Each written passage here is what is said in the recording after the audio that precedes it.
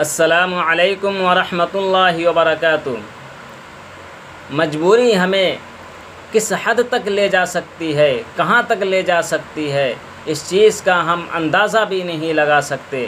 اگر ہم اللہ کے آزمائشوں سے گزر جاتے ہیں اور برائی سے بچ جاتے ہیں تو اللہ تبارک و تعالی ہمیں ایسے انعام و اکرام سے نوازتا ہے جو ہمارے سوچوں سے بھی اوپر ہے۔ ایسا ہی ایک واقعہ نوجوان کا ہے جو مولانا طارق جمیل صاحب بتا رہے ہیں، تو آئیے پہلے اس ویڈیو کو دیکھتے ہیں کہ وہ واقعہ کیا ہے۔ ایک نوجوان تھا، روزانہ وہ رات کو بدکاری کرتا تھا، شراب اور عورت روزانہ رات کو۔ ایک رات ایک لڑکی کو 60 دینار میں لے کر آیا۔ جب کمرے میں آیا، دروازہ بند کر کے دیکھا تو وہ لڑکی رو رہی تھی۔ کفل نے کہا، کیوں رو رہی ہو؟ میں نے زبردستی تو نہیں کی۔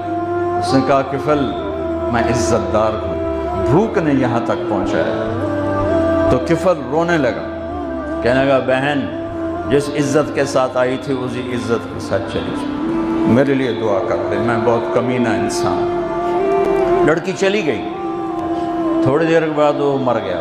صبح ہوئی، جیسا اس شخص کا کردار تھا، نہ اس کو کوئی نہلانے آتا نہ کوئی کندھا دینے آتا، اس شہنشاہ پہ قربان۔ صبح ہوئی تو لوگوں نے کیا دیکھا؟ کفل کے دروازے پہ لکھا ہوا تھا بڑا بڑا نورانی، اللہ نے کفل کو معاف کر دیا۔